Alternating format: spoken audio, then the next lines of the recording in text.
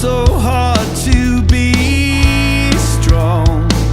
I've been the second prize, the castaway, and lately I have lived alone with soulless days. Do you feel the same? Do you feel the same?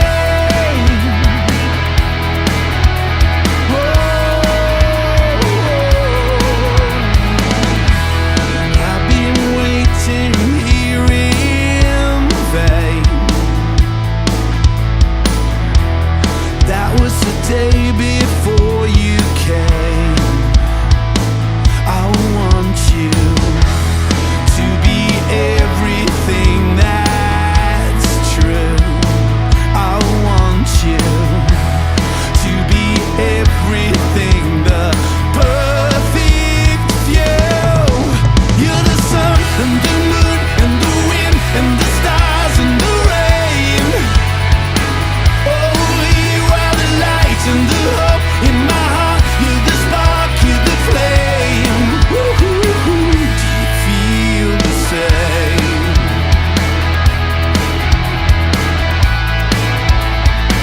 Do you feel the same?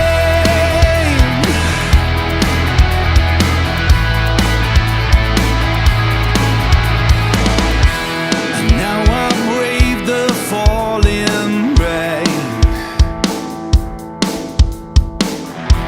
I wear it proudly once again. I know that you know I can turn and face the truth.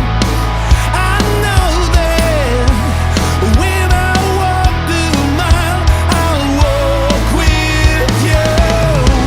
You're the sun and the moon and the wind and the stars and the rain. Oh, you are the light and the hope in my heart. You're the spark, you're the flame.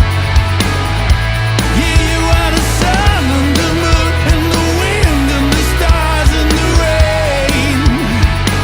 Oh, you are the light and the hope in my heart. You're the spark, you're the flame.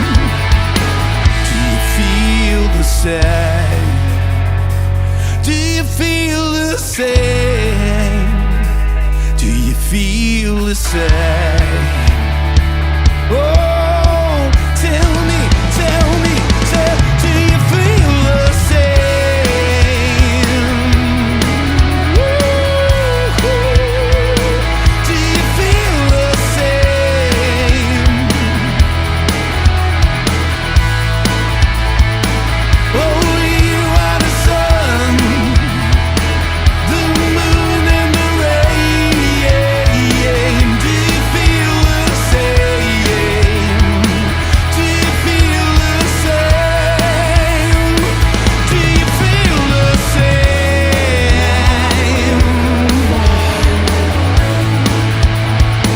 Do you feel the same?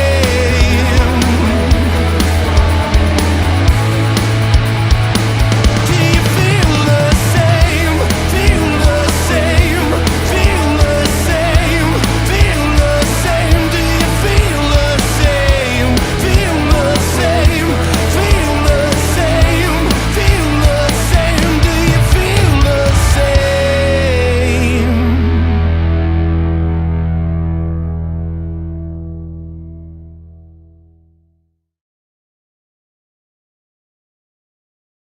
We go.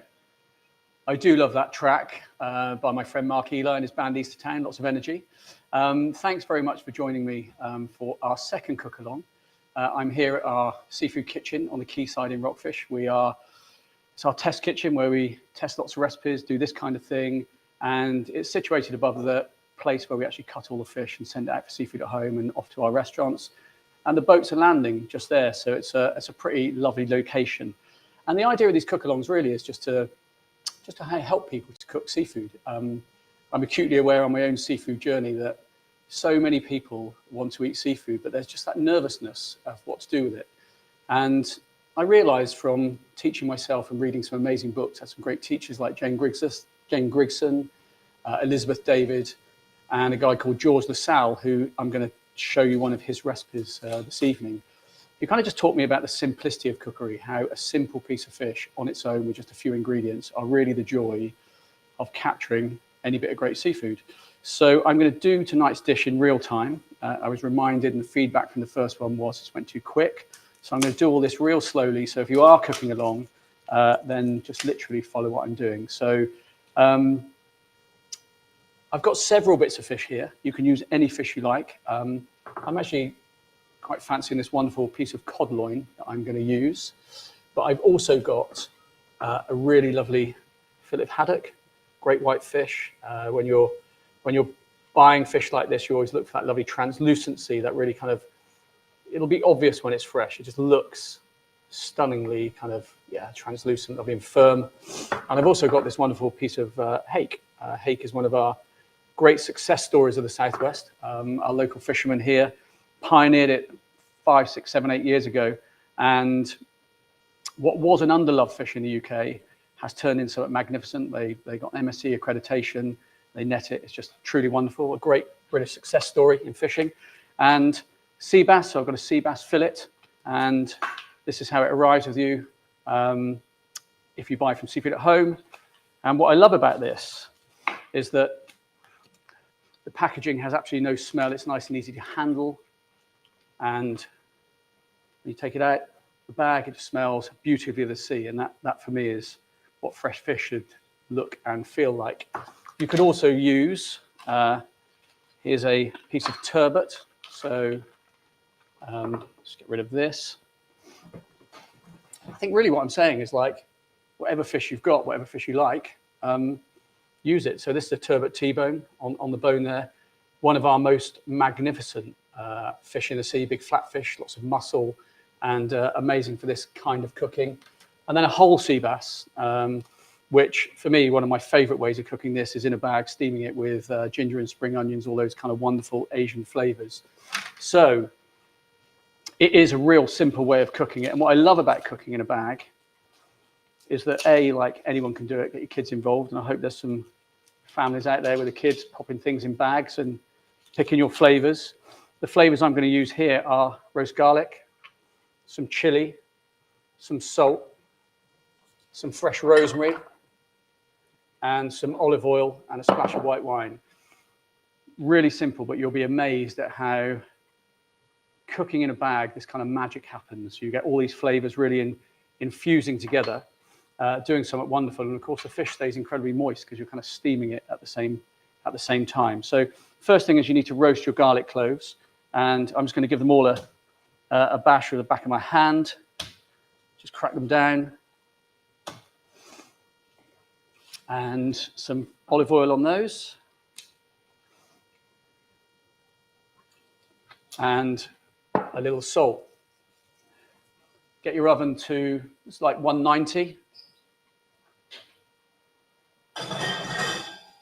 Just gives those a roast for 10 minutes until they start to soften, and you'll get that kind of lovely garlicky flavor in the oil.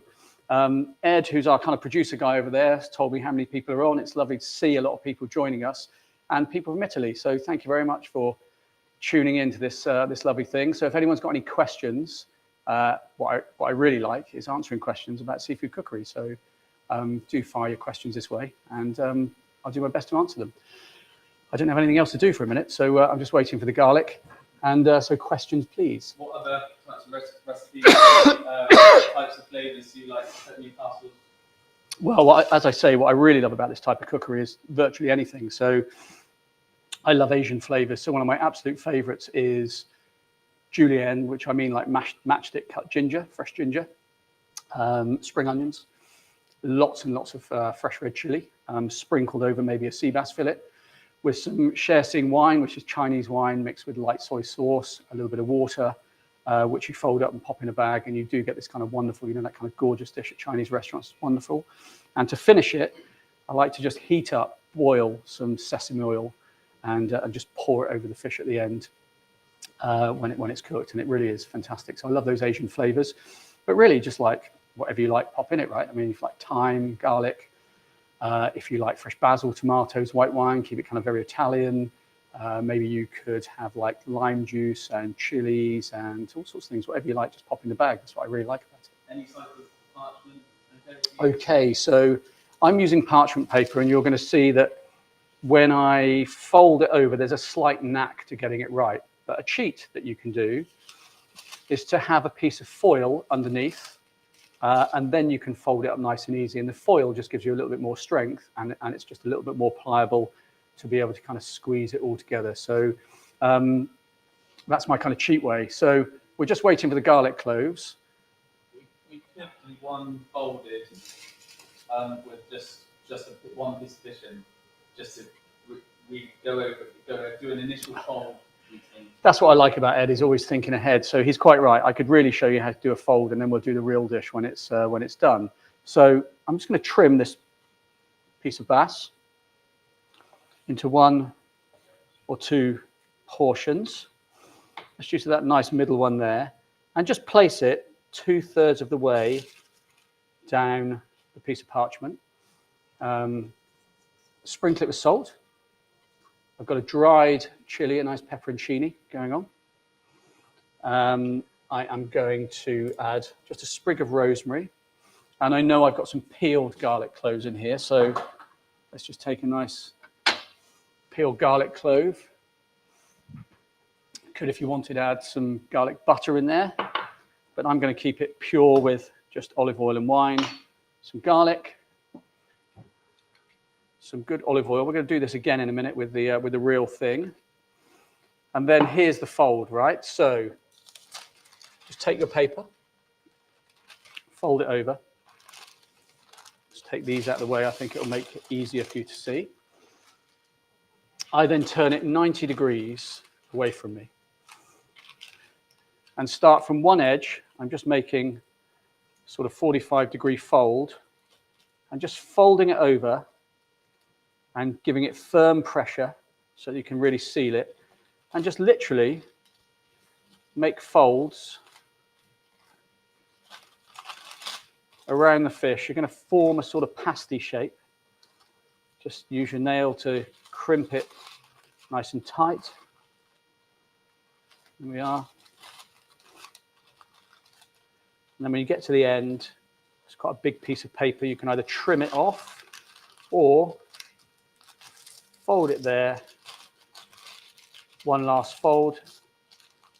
Give it a twist, and then just fold it underneath so you've got a nice, neat sort of pasty shape. And that's it, nice and easy. It's not difficult, it's just a little knack. That then goes on a roasting tray, and we might as well cook that one along with this one. So garlic cloves should be, I think we don't want them, I mean, really soft is good, but if they're not totally soft, they're okay. Now I'm going to take my piece of cod.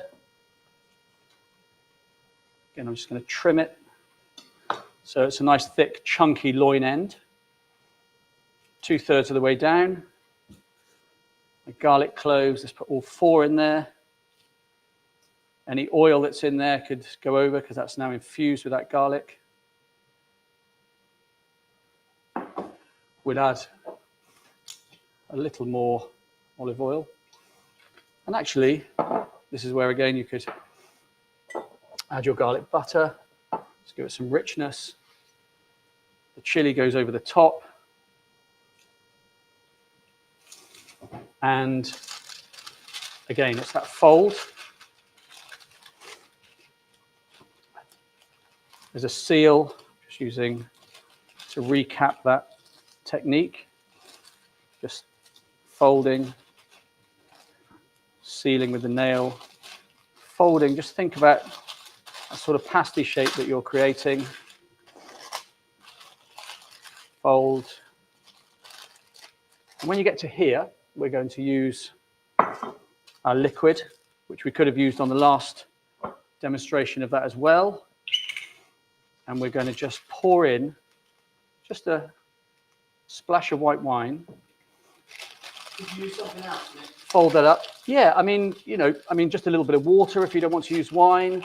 I mean, any liquid and olive oil or any liquid and butter is going to give you some kind of emulsification in the sauce. And I think that's the magic of cooking like this, that everything really happens inside of that bag. So on a roasting tray, I've got the oven set to about 200. You want a nice bit of heat in there. And then into the oven.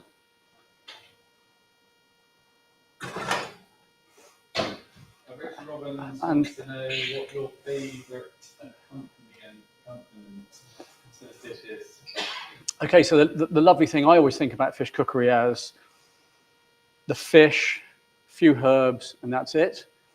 You can put with it whatever you like. If I was having an Asian dish, maybe some rice with it, maybe a little bit of kimchi.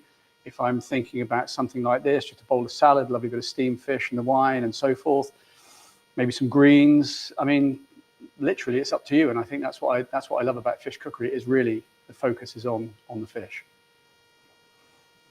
Anything else, Ed?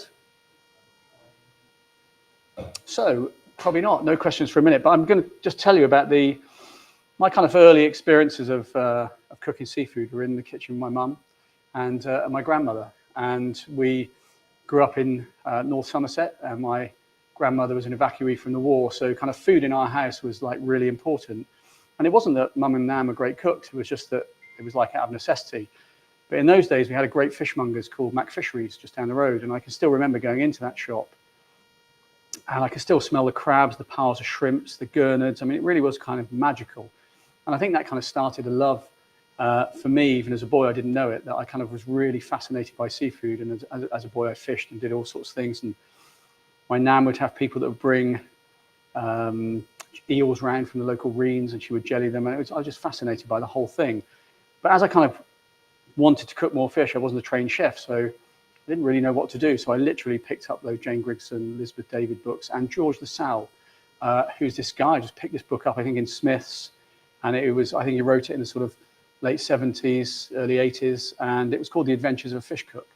And it was just the most wonderfully written book, but the whole book was based on the Lassalle way of cooking fish in a bag. And he uses all sorts of different species, all sorts of different flavors. You can probably still buy it on Amazon. It's certainly out of print, but it's a lovely old vintage book. But the whole book was about cooking fish in a bag. And I just remember having success after success after success of just bunging leeks and things and all sorts of stuff in a bag with different fish. And I thought it was magnificent. And that was really kind of like one of the stepping stones into giving me the confidence to be able to kind of, I can do this. This is the thing. And so if you want a book that's going to inspire you to do more of this, then George Lassalle book is particularly good. Do you remember back to those times, which was your favourite you created? I can't actually, but I remember a Jane Grigson recipe, which I think was like grilled red mullet, and it was red mullet, salt, olive oil, and rosemary, I think. And I just thought I can do that. There's not a lot of ingredients in it. I remember for the first time having a simply grilled fish that I bought back from the fishmongers that I started, and eating it, because at the time, in the sort of, when was that, kind of like late 90s, seafood cookery was fairly dominated with a French influence, so lots of rich sauces. And people weren't serving fish in its kind of naked form. And I realized the joy of, here's a red mullet, here's some olive oil, here's a bit of rosemary and some salt. And oh my God, this is like the most beautiful thing I've ever tasted. And I think that's kind of stuck with me, Kirk, really. And really everywhere I've been in the world to eat amazing seafood, apart from Asia, where I think it's like just completely bonkers and amazing out there.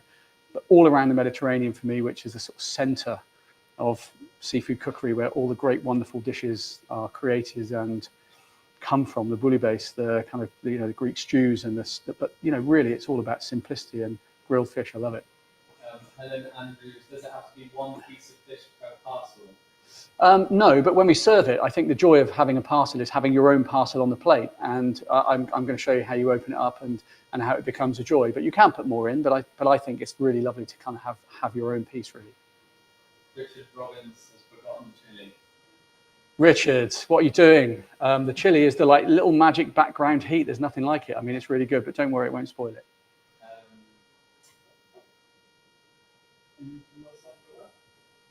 See, we're broadcasting on lots of platforms. This is all very strange because I'm actually stood in the room looking down the barrel of a camera. I have no audience. I have no idea who's watching.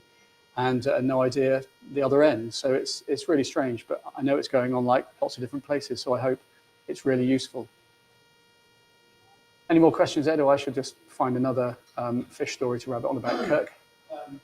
How long does it take in the oven? So the thing is in here, I haven't really timed it, but Approximately. I think it's probably going to be like 12 minutes. And one of the things I think about fish, I remember talking about this last time on the cook along, and I'm going to talk about it again because people do ask me a simple question of how do you know when fish is cooked? And of course, that I think is most people's worry, is that will fish go from being cooked to overcooked, and how do I avoid that? Well, everybody's oven is different, right? This thing is quite fierce, so it'll cook very quickly, but my oven at home is quite slow. It's not as good as this thing. So I adjust the time for the way I know my equipment. But the basic rule is fish is like jelly, right? I mean, you touch it, it's sort of, it's soft and jelly-like. And I always think, unlike meat, where the cooking process is really to kind of break it down and tenderize it in a braise, let's say, the oven's job and the cooking job with fish is to set it. It's just to kind of turn that fish from being translucent, jelly-like feel into something that is just firm and white, with just the slightest bit of moisture coming out of it.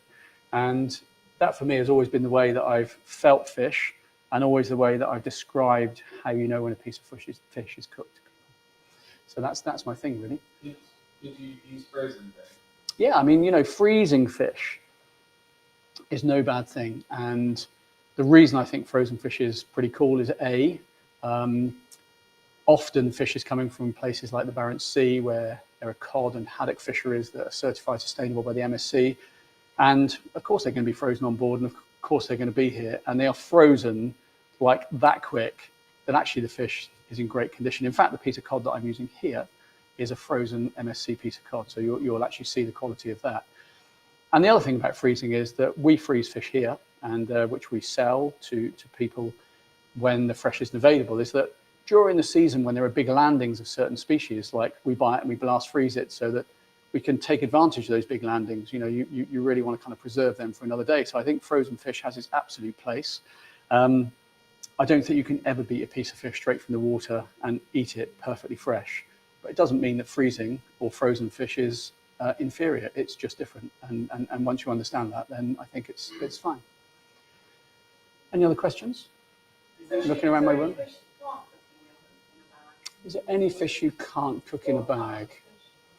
No, you can cook anything in a bag. I think the thing is that a fillet is going to be quicker than a whole fish.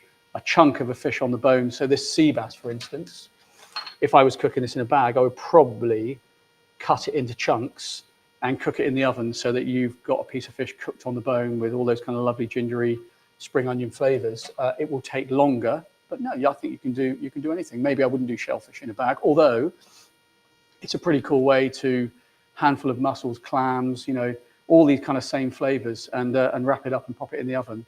And then you get this amazing kind of, this is like more mariniere, but baked in a bag, right? And then you get some kind of occasion from it. And I also remember coming across, I did it in a book in 2000, I think, in the very first book, which was bucatini, which is a long pasta with a hole in it, like a very thin macaroni. And I par-cooked it, and I tossed it with olive oil and chili and all sorts of things, mussels and all sorts of fish, and I baked it in a bag. And it was utterly amazing, because what had happened in the cooking process was the pasta had just sucked up all the olive oil, all the kind of flavors that were coming out of the mussels. And I can still remember, it was like one of those things I just did for like when people were taking photographs and we need another recipe. And it was truly one of the best things I've ever tasted. And again, it just reminded me that this method of cooking fish is great fun, and it works.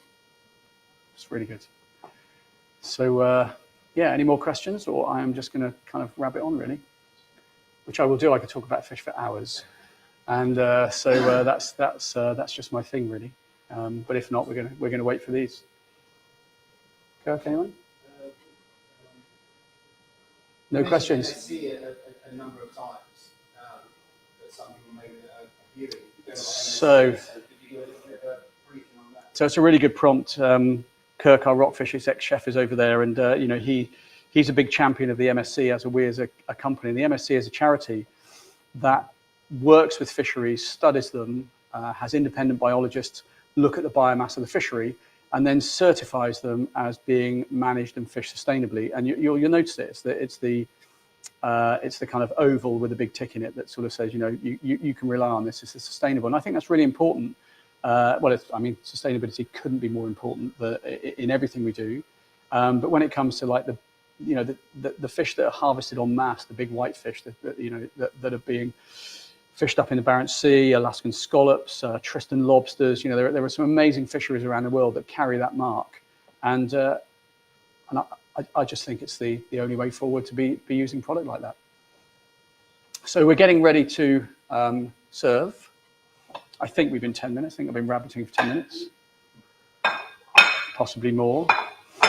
But Vanessa asks, is there anything you wouldn't pair with fish? Is there anything I wouldn't pair with fish? I'm not sure. I think I don't know. I always think that the way I look at a piece of fish is, but interestingly, like cheese is one of those things that actually, one of my most favorite cooks at the Al Gattonera in Venice, a guy called Ruggiero, like he's, in his mid-70s. I always kind of just thought cheese and fish, although like when I think about a cod mornay or a lobster thermidor with a bit of cheese, it kind of just does work. It's something really amazingly comforting. But when you kind of get in a kitchen and you're cooking professionally, just the mere mention of cheese and fish to another chef, they look at you as if you're weird. Ruggiero made this risotto with me, probably the best fish risotto still to this day I've ever made. And he grabbed Parmesan and started putting it in. I was like, chef, what on earth are you doing putting Parmesan in this recipe? And he looked at me as if I was crazy. And he explained to me in a way that I could only understand by gesture, which is how often chefs communicate in kitchens, which he was really saying that this is not going to taste of cheese. This is really just seasoning. This is just something in there. And the most interesting thing about it was it didn't taste anything like cheese, but you would have absolutely known if it wasn't there. And I think that's the trick with all of these kind of seasonings and things that you put. You just don't let it dominate. So my golden rule with fish always is you need acid. So I think about a piece of fish and I think about citrus. I think about capers. I think about pickle. I think about vinegar. I think about anything that is going to kind of like be opposite to it and lift it. So if you're making a sauce or making a dressing, that's why sometimes a simply grilled fish cooked on an open fire, if you're barbecuing a bass or just anything, so it kind of the skin blisters and it's really lovely, and you eat a salad with it that's properly dressed, like what else do you need? I mean, you've got the acid, you've got the freshness, and you've got this gorgeous piece of fish. And I know it sounds sort of simple, but like that is the whole point of fish cookery. Keep it incredibly simple. So I'm going to, our fish will, I think, be done. Should you use any wine? Should I use any old wine? It needs to be good. Well, I think it's like if you use a really bad tasting wine, then you're probably not going to get a really great tasting dish. But that doesn't actually mean that you use your best Burgundy. But yeah, I mean, why have bad wine in the house anyway, right? I mean, that's a whole thing. So anyway, what I really like about this is how I like to serve it. So one of them is a cod and one of them is a sea bass. Scissors, I think, is something I'm going to need. You're going to need. I think there's some at the back of this kitchen there. Could you pass them over, please? So this is how we used to serve them in the restaurant. It was one of the early dishes at Seahorse, actually, which was a sea bream that we used to roast in this exact style. And it was actually one of the most popular dishes. So all I'm going to do is just think about cutting the crust off, right? So I'm just cutting the crust off. And the joy about this is you get this wonderful smell of all those lovely ingredients. And then I just trim it like that.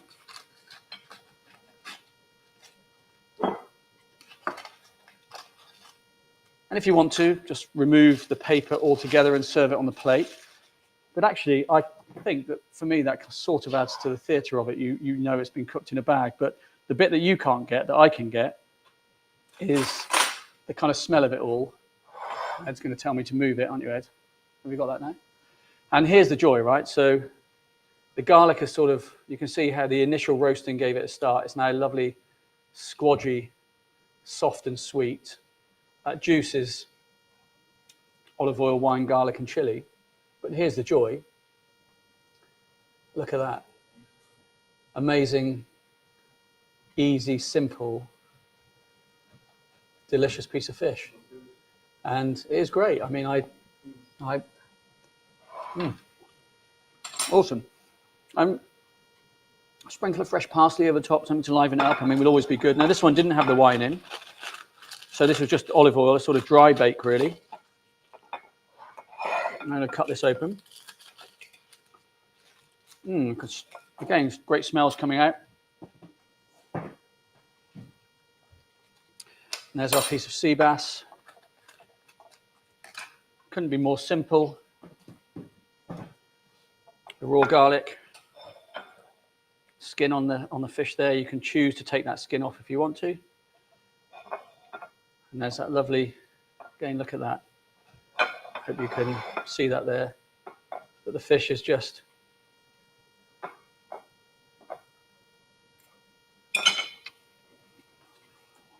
How do you know that you haven't overcooked fish in a bag from Penny and Brian Mills? Penny and Brian. I know that name, Penny and Brian Mills, I think. Glad you've tuned in. How do you know? 10 to 12 minutes and it'll be fine. 15 to 20 it won't. So fish doesn't like being neglected, but just be around it. And also I think if your oven is too hot, your parchment paper will kind of brown very quickly, and that's a way to know you've got the oven too hot. But like 200, 10 minutes, it'll work every time. That's the basic rule for me. But that is an amazing way of cooking fish. I love it. Mitch, Keith asks, what would you do with the trimmings? What would I do with the trimmings of the fish? So if it's like whitefish, one of the things I like to do at home is salt it. So I cover it literally. I get a dish. If I got lots of trimmings, I get them, and I literally cover them in salt, pop them in the fridge, let them leave them in the fridge 3-4 days. The salt draws out the moisture, and then you've got a salt cod dish, which I like to then just poach, toss in a salad, which is really good. You can poach it, make fish cakes, which is always a good thing. And bacalao, lovely, fish cakes, or save them up and make a stew. And that's always a good thing to do with it. But I mean, I only trim like tiny little bits off that you're not, and that's more for, you don't have to trim it. I mean, it's just me making it look better with the camera, I think, which I don't really need to do. So there we go. It's kind of chef thing that you end up doing, and that's it. Yeah. Got another question here. Wendy Bright says, I love crab, but tend to do just crab sandwiches. What recipe would you recommend to use crab in? So if I'm being really honest, I don't think you can beat a crab sandwich or crab with mayonnaise. I think that is like the ultimate. And if you, I don't know, it's like a bacon butty thing. How do you like your crab sandwich? I quite like reasonably thin bread, like a little bit butter, but I love loads of white crab meat, white pepper, and I like malt vinegar in my crab sandwich. Don't really like cucumber in it. I want it to just be crab. So anyway, there's a debate going on, and mayonnaise with a fresh picked crab. But one of my all-time favourite dishes is Singapore chili crab, and the recipe is in the Rockfish cookbook. And on one of these cook-alongs, I'm going to make it because it's not a faff. You just have to understand what you're doing. But it is absolutely, it's the national dish in Singapore, and it works incredibly well with our brown crab. But it is one of those dishes that is salty, hot, sweet, crabby, messy. It's one of those things you get stuck into, and you find yourself sucking off like little bits of everything, getting everything out, because actually it's about the crab and the sauce. So those are my two real favourite ways of eating crab.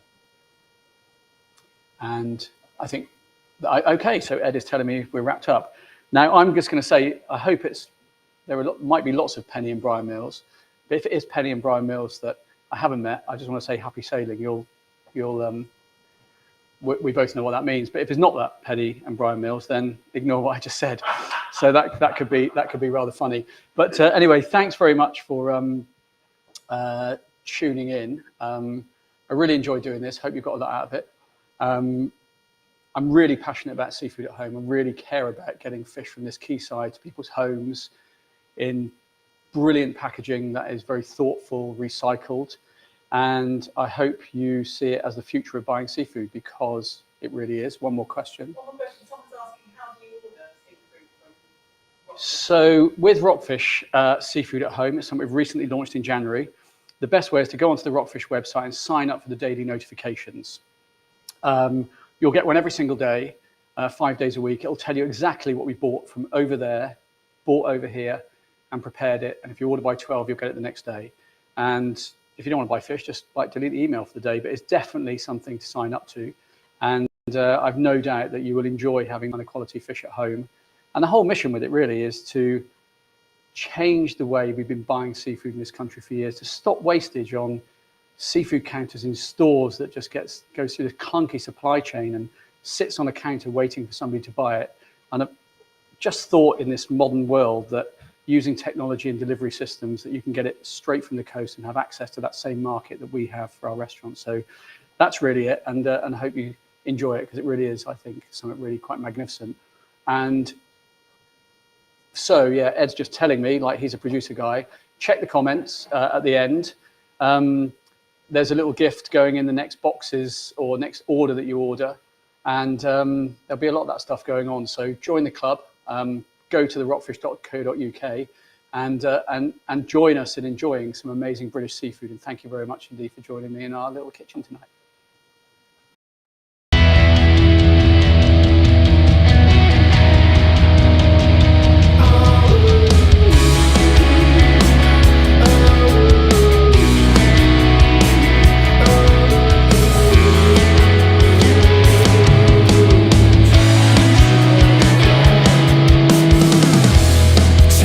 That I'm dreaming, that I'm wrong believing. After all, it's really nothing. You, the jagged edges fold me, cutting straight into